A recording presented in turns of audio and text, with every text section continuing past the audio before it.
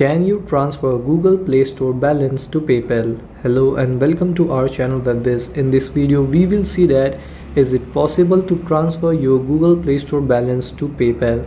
So if I open up my Google and search for how to transfer Google Play Store balance to PayPal, here according to Google support, Google says that Google Play balance is non-transferable according to Google, meaning you neither can transfer it to other wallets nor use it for purchases outside the Play Store.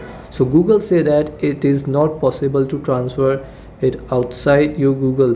But if you do more research about it, you will probably find many answers to it. You can see that there are many search results that you can transfer your Google Play Store balance. So that things I can show you on this video, but you can search and find out if they work or not. So guys, this was it for this video. Thanks for watching.